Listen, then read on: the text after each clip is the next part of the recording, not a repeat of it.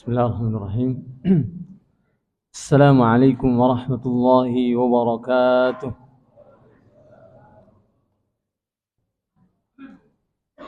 Alhamdulillahi rabbil alamin, al-qaili fi kitabihil azim, innal ladzina qalu rabbuna Allah thumma istaqamu tatanazzalu alaihimul malaikatu alla takhafu wa la tahzanu wa abshiru bil jannati allati kuntum tu'adun.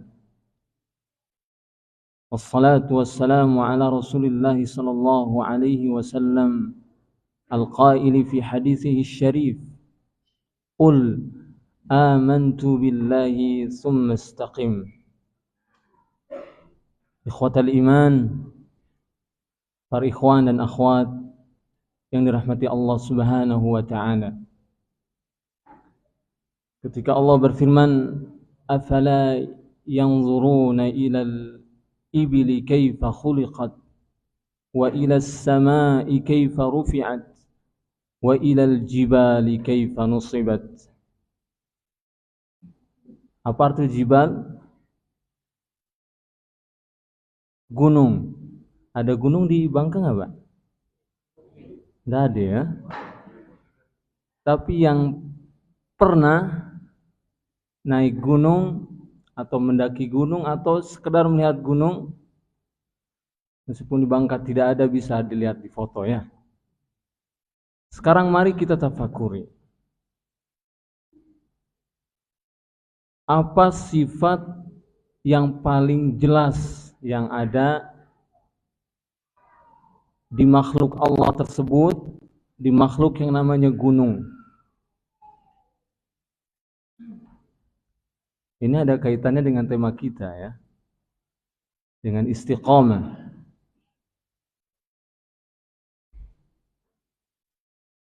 Gunung tidak terbakar meskipun terkena panas matahari bertahun-tahun, bahkan puluhan tahun, mungkin ada yang ratusan tahun. Gunung terbakar artinya atau meleleh ya. Kalau kepanasan meleleh, kemudian hilang gitu ya. Kemudian gunung juga tidak akan membeku ketika diselimuti salju-salju. Dan gunung juga tidak akan pindah atau bergerak ketika dihempa angin yang kencang. Saya tolong koreksi ya, saya bukan sedang berpuisi ini. Saya coba menebak sifat gunung, kalau salah koreksi ya. Betul, gunung kalau dihempa angin yang kencang pindah enggak? Enggak. 3. Dan gunung tidak akan bergeser ketika terkena banjir atau air bah, kecuali dengan izin Allah subhanahu wa ta'ala. Itulah gunung, makhluk Allah yang memberi pelajaran kepada kita akan kekokohan dan keteguhan. Tidak berubah meskipun tadi dihempa angin, dipanggang oleh panasnya matahari, diselimuti salju yang dingin dan seterusnya. Apakah kita bisa mengambil pelajaran dari makhluk Allah tersebut yang bernama gunung? Jika gunung memiliki tanda-tanda tadi para jamaah sekalian, yang membuat gunung berdiri kokoh,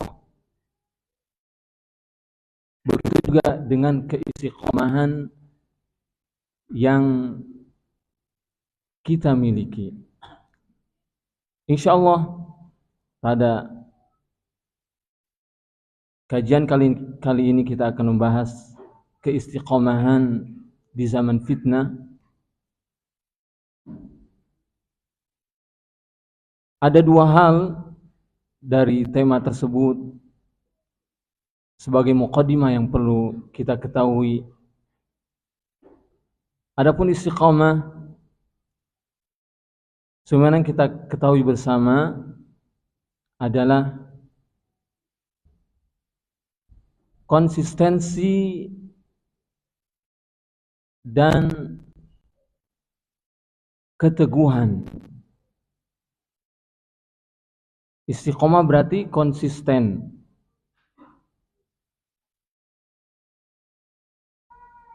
tidak berubah, tetap terus menerus. Itulah diantara makna istiqomah. Adapun secara syar'i, istiqomah adalah luzumut ta'ah, menepati ketaatan. Bukan sekedar mengerjakan loh ya. Jadi al-istiqamah luzumut ta'ah, menepati, sehingga terus menerus dikerjakan, konsisten, tidak berubah.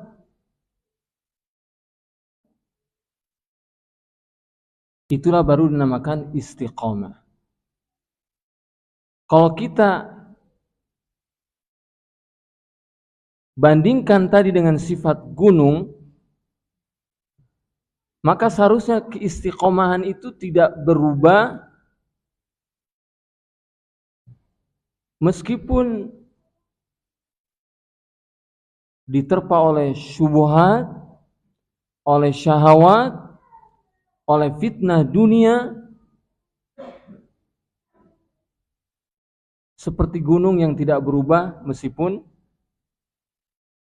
diterpa oleh 4 macam yang kita sebutkan tadi.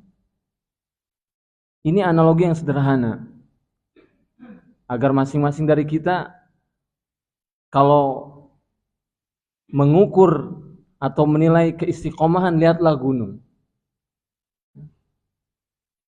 Dia tidak bergeser, dia kokoh,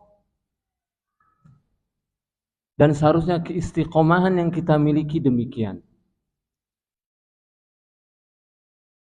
Kemudian sisi yang kedua adalah zaman fitnah.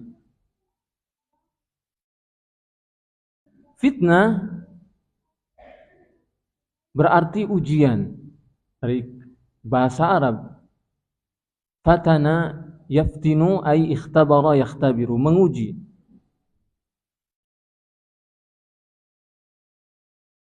Mengapa ada ujian?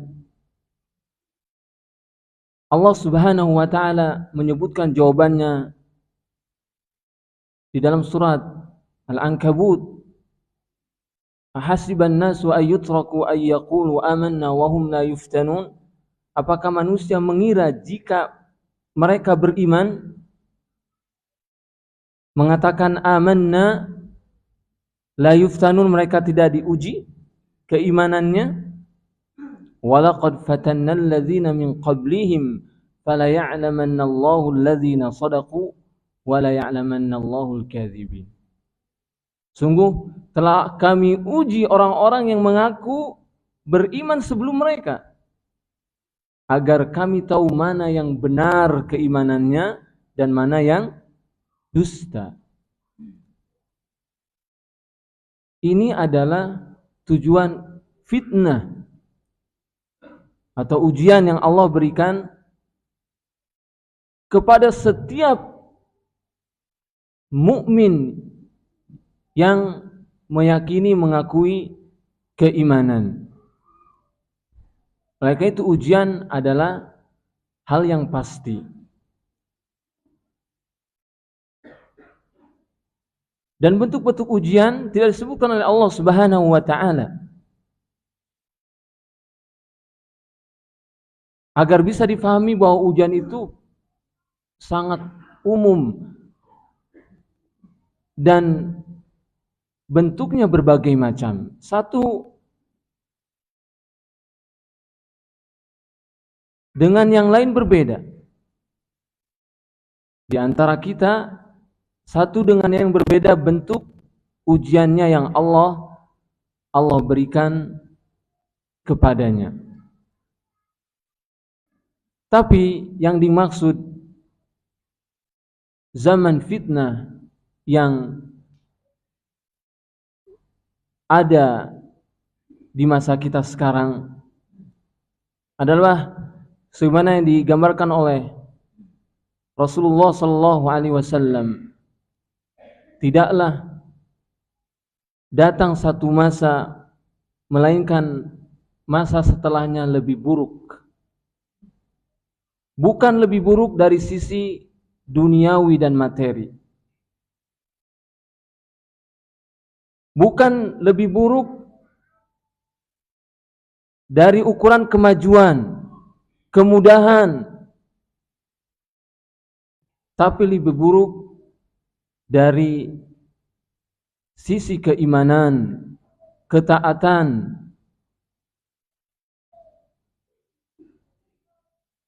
Karena setelah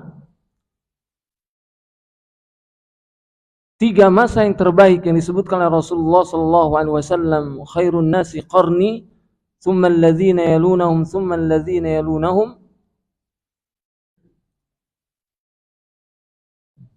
maka masa-masa berikutnya, masa-masa setelah masa tersebut sangat jauh berbeda dengan masa yang disebutkan oleh Rasulullah SAW sebagai generasi terbaik, khairul qurun. Jika setelah masa tabi'in atau tabi'ut tabi'in tidak mendapatkan nilai atau predikat khairul qurun, maka bagaimana dengan masa kita? Namun Allah Subhanahu wa taala yang Maha Rahman, yang Maha Rahim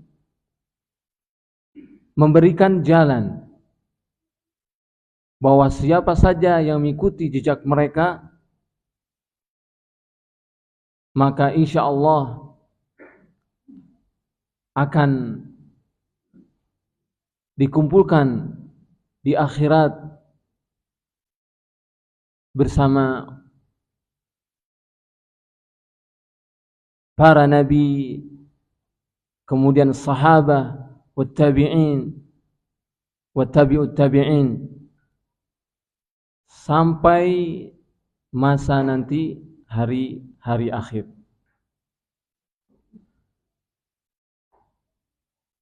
Zaman fitnah yang kita rasakan para ikhwan dan akhwat sungguh begitu mengkhawatirkan. Jika Umar bin Khattab pernah mengatakan,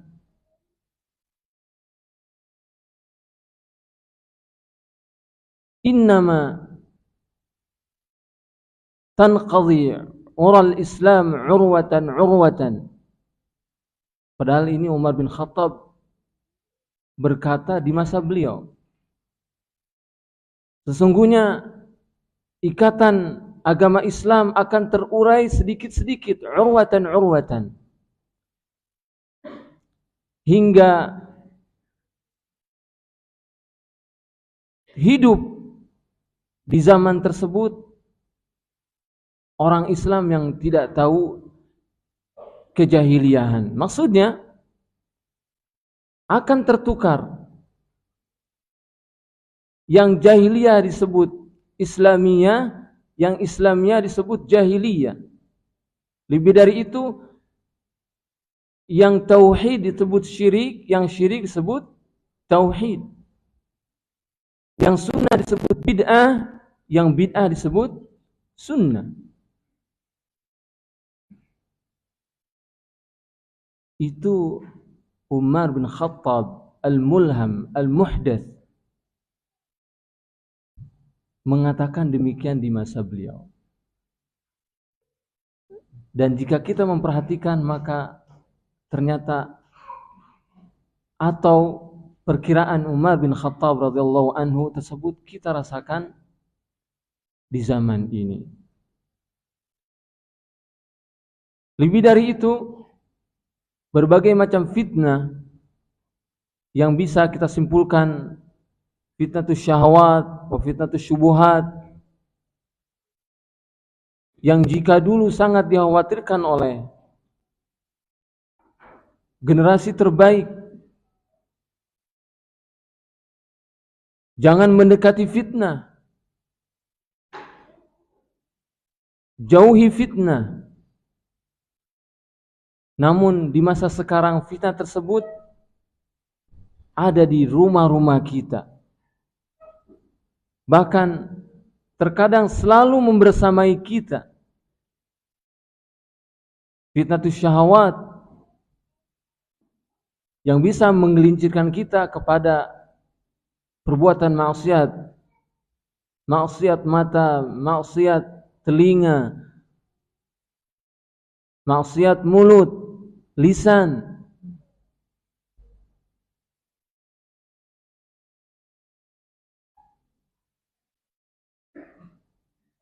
Dan fitnah yang kedua yang juga sangat berbahaya, fitnah syahwat, fitnah syubuhat.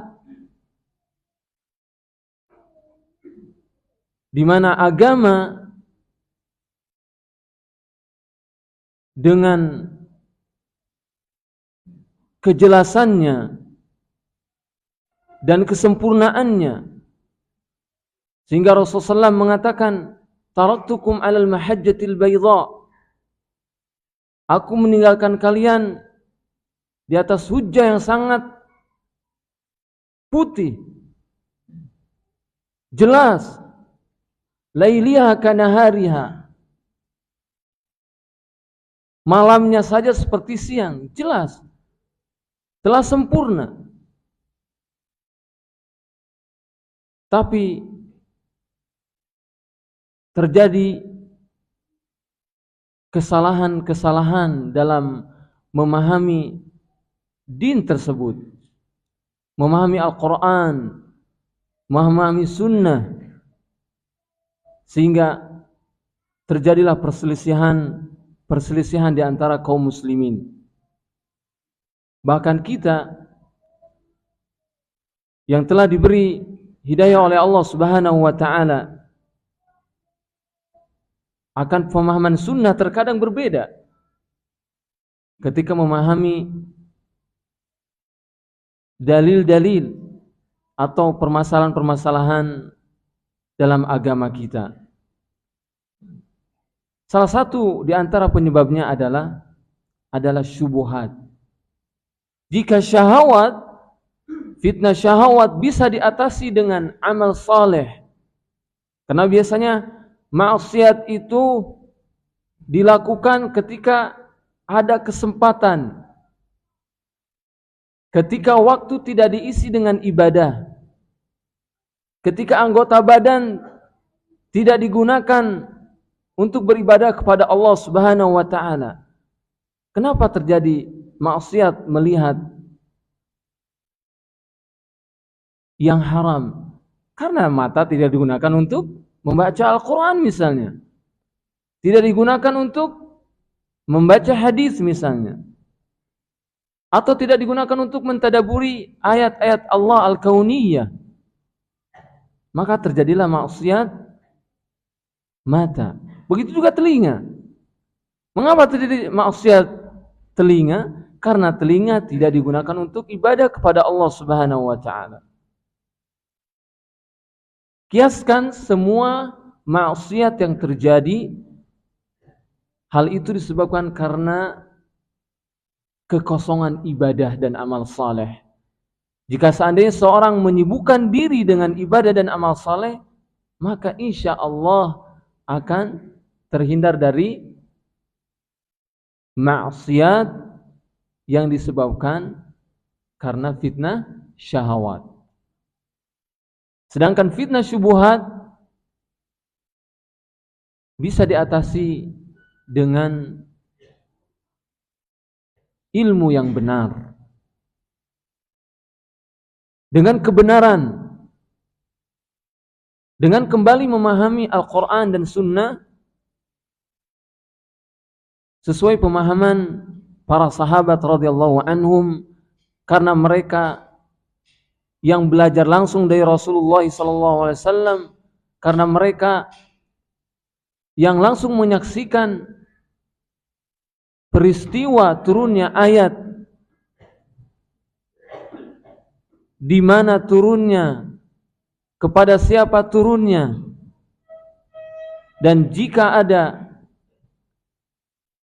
yang tidak difahami dari Al-Quran, maka mereka langsung bertanya kepada Rasulullah SAW. Tapi ketika pemahaman Al-Quran dan Sunnah dikembalikan kepada pendapat masing-masing, apalagi sesuai dengan selera dan mengikuti ajaran nenek moyang, sesepuh, guru kita sebelumnya dan para tokoh misalnya, tanpa diketahui kebenarannya sesuai pemahaman para sahabat Rasulullah SAW, maka di sini terjadi kesalahan dalam memahami din.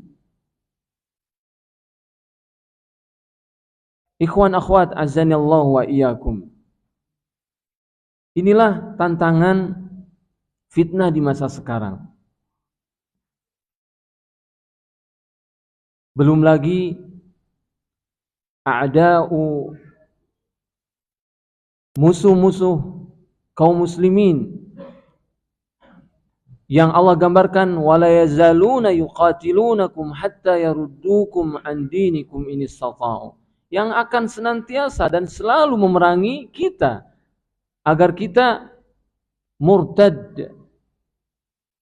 dari agama Allah Subhanahu wa taala. Walan tarda ankal yahud walan nasara hatta tattabi'a millatahum. Dan ada yang lebih bahaya. Mungkin orang-orang Islam tidak atau sulit murtad atau keluar dari agamanya, tapi mereka memiliki siasat, memiliki cara yang licik, yaitu dengan menjauhkan kaum muslimin dari ajaran Islam yang benar.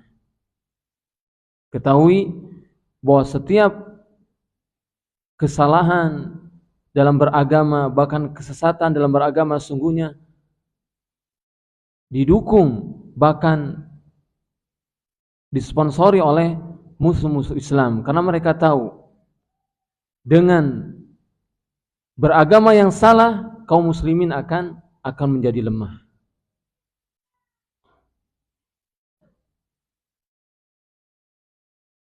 Belum fitnah perpecahan di antara kaum muslimin yang dengan mudah disulut meskipun dengan hal-hal yang remeh-temeh. Kadang masalah harta, terkadang masalah jabatan, terkadang masalah ego, kepentingan. Inilah di antara fitnah yang kita rasakan di zaman sekarang. Oleh karena itu, keistiqomahan dalam beragama, yang berarti komitmen dan konsisten dengan ajaran-ajaran Islam, yang utama dan yang paling pertama adalah dengan keimanan kepada Allah Subhanahu wa taala. Oleh karena itu Abu Bakar As-Siddiq ketika mentafsirkan firman Allah Subhanahu wa taala, innal ladzina qalu rabbuna Allah tsumma istaqamu, orang-orang yang mengatakan Rabbuna Allah, Tuhan dan sembahan kami adalah Allah, kemudian mereka istiqamah. Kata Abu Bakar As-Siddiq, istiqamah di atas tauhid dan tidak menyekutukan Allah Subhanahu wa taala. Ajib Abu Bakar As-Siddiq.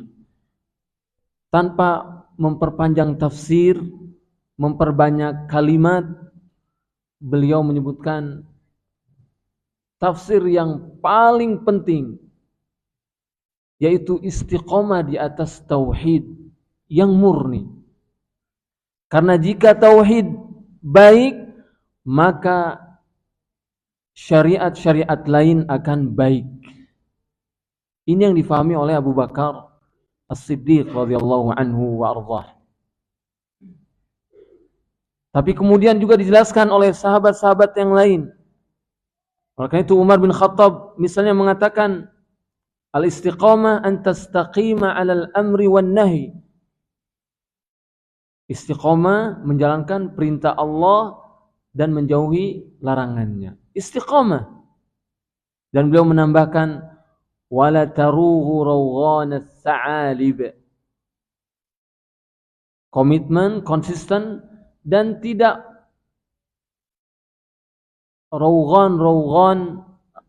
yaruhu rawghan as-sa'alib, tidak berbelok-belok seperti jalannya musang.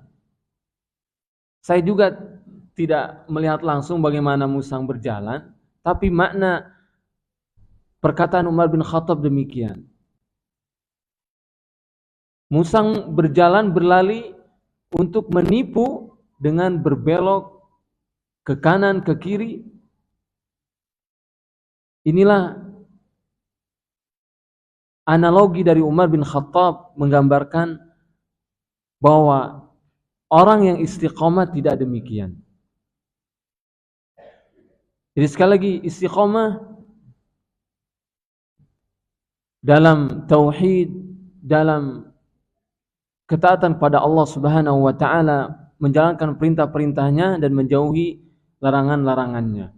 Utsman radhiyallahu anhu juga menafsirkan akhlisu al-amalillah. Istiqomah berarti mengikhlaskan amal saleh untuk Allah Subhanahu wa taala. Sahabat Ali dan Ibnu Abbas radhiyallahu anhum mengatakan addu al-fara'id. Orang yang istiqomah mereka yang menjalankan kewajiban-kewajiban.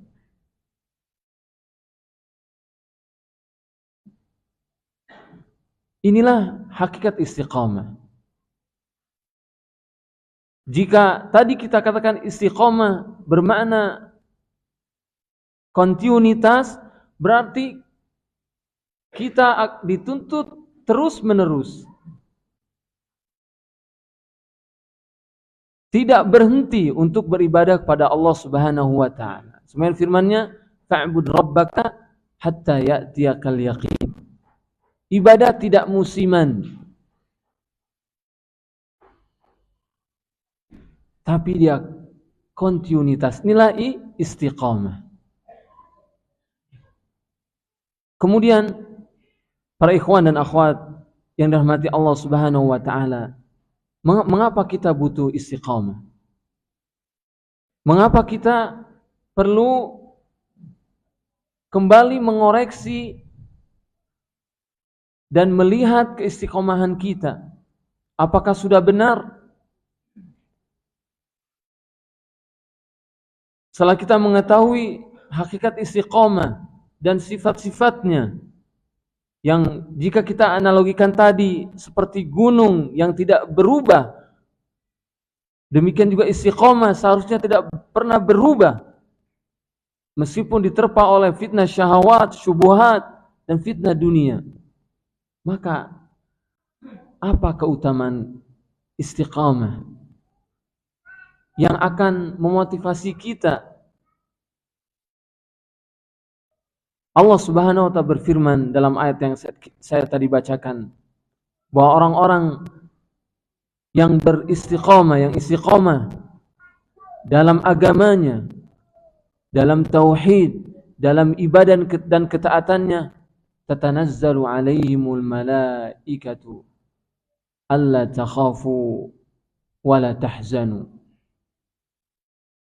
Orang-orang yang istiqamah, apalagi di zaman fitnah yang tadi kita gambarkan, mereka akan terhindar dari rasa takut dan sedih. Para ulama tafsir mengatakan rasa takut dari urusan-urusan yang akan datang. Karena banyak di antara kita dihantui ketakutan dengan hal-hal yang sebetulnya tidak terjadi. Ini yang disebut dengan tulul amal, terlalu panjang angan. Dia memikirkan bagaimana resiko. Itu resiko enggak? Isi dapur resiko itu ya, bukan resiko dalam bahasa Indonesia ya. Bagaimana nanti makan 1 pekan ke depan, 1 bulan ke depan. Padahal dia harus tahu bahwa 1 menit saja dia tidak memiliki, dia tidak bisa menahan atau memajukan. Apalagi berpikir bulan, kemudian tahun. Maka seringkali kita dihantui oleh perasaan tersebut. Tapi kaum muslimin tidak demikian. Dengan keistiqomahannya, dengan ilmu tentang agamanya, dia yakin kepada Allah dan tahu bahwa kehidupan, usia dan umur ada di tangan Allah Subhanahu wa taala. Dia tidak memikirkan bagaimana besok, tapi yang dia pikirkan bagaimana hari ini. Karena besok belum tentu jadi milik kita. Tapi yang pasti hari ini adalah kesempatan yang Allah berikan kepada kita. Adapun kesedihan sering terjadi karena kita sering melihat masa lalu yang telah terjadi. Kematian, kerugian, keburukan dan seterusnya. Kemudian datanglah rasa sedih. Orang-orang yang istiqomah tidak demikian. Kenapa? Karena dia yakin kepada Allah dan tahu rumusnya. Bahwa yang lalu telah berlalu. Tidak akan kembali lagi. Kalau sudah terjadi, terjadi. Ada yang mengatakan kalau nasi sudah jadi bubur ya tidak akan jadi nasi lagi. Justru kalau nasi sudah jadi bubur, sediakan ayam, sediakan apa? Kecap, cakwe, ya, jadi bubur ayam spesial. Jadi pandangannya sederhana, tidak sedih. Maka Rasulullah pernah mengatakan, jangan pernah mengatakan ketika terjadi keburukan, musibah di masa lalu, seandainya saya begini, seandainya saya begitu, tapi katakan qaddarallahu wa ma syaa fa'al. Allah telah mentakdirkan dan apa yang Allah kehendaki pasti terjadi. Ista'in billah, justru mintalah pertolongan kepada Allah Subhanahu wa taala. Wala ta'jiz, dan jangan merasa lemah. Jadi sekali keutamaan keistiqomahan tadi, kita akan terhindar dari sifat atau dari rasa takut dan sedih, sehingga kita akan merasakan kebahagiaan hidup di dunia ini yang mungkin hanya sekali-kali, ya. Hanya sesekalinya kita diberi kesempatan oleh Allah hidup di dunia ini. Sehingga kalau kita tidak merasakan kebahagiaan, tentu dalam sudut pandang yang benar, kebahagiaan bukan berarti memenuhi segala kebutuhan hidup kita. Kebahagiaan bukan berarti bertambahnya harta, jabatan dan seterusnya, tapi kebahagiaan yang hakiki adalah bagaimana kita bisa merasakan ketenangan karena yakin kepada Allah Subhanahu wa taala. Bagaimana kita bisa merasakan cinta kepada Allah, merasakan takut kepada Allah Subhanahu wa taala, berharap, tawakal dan seterusnya. Itulah kebahagiaan yang hakiki. Kemudian juga di antara keutamaan dan keistimewaan buah dari istiqomah adalah terhindar dari keburukan di akhirat. Karena Allah Subhanahu wa taala menyediakan jannah bagi orang-orang yang istiqamah. Dalam firman-Nya Allah juga menyebutkan wa abshiru bil jannati allati kuntum tu'adun. Berbahagialah, bergembiralah dengan surga yang Allah janjikan. Apa yang ada di surga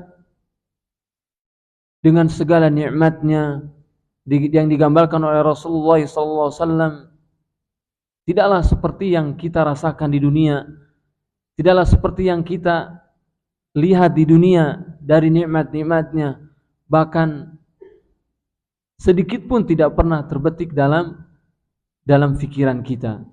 Ma la ainun ra'at wala udhun sami'at wala khatara fi qalbil bashar, atau kama qala sallallahu alaihi wasallam. Siapa yang tidak ingin meraih surga? Dan mengapa keistiqomahan bisa mengantarkan kepada surga? Karena surga itu Allah khususkan untuk orang-orang yang bertakwa. Wa'iddat lil muttaqin. Sabiqu ila maghfiratin min rabbikum wa jannatin 'arduha ka'ardhis sama'i wal ardi wa'iddat lil muttaqin. Dan tidaklah kita bisa menjadi orang-orang yang bertakwa kecuali dengan keistiqomahan. Kita tidak bisa menjadi orang-orang yang bertakwa kecuali dengan istiqamah. Kemudian Rasulullah SAW bersabda, saddidu wa qaribu, saddidu wa qaribu. Istiqamahlah, sempurnakan ibadah kamu, sempurnakan tauhid, sempurnakan ibadah, ketaatan. Ini yang dimaksud istiqamah. Tapi kita manusia yang lemah, wa khuliqal insanu dha'ifa. Kita manusia yang memiliki keluh kesah. Innal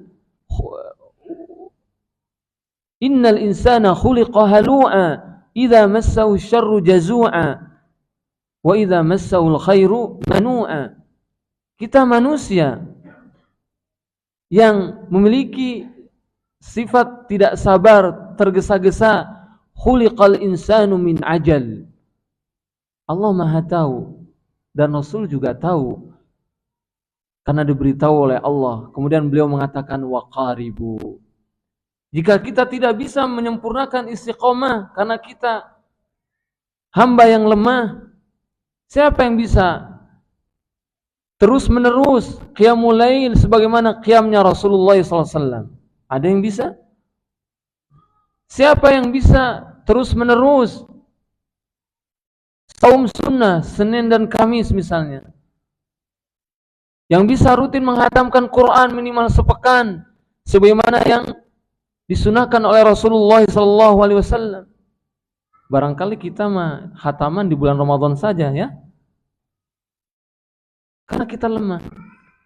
Makanya Rasulullah kemudian mengatakan dan bersabda wasaddidu wa qaribu, wa qaribu. Kalau tidak bisa sempurna dalam istiqomah maka qaribu, minimal mendekati kesempurnaan.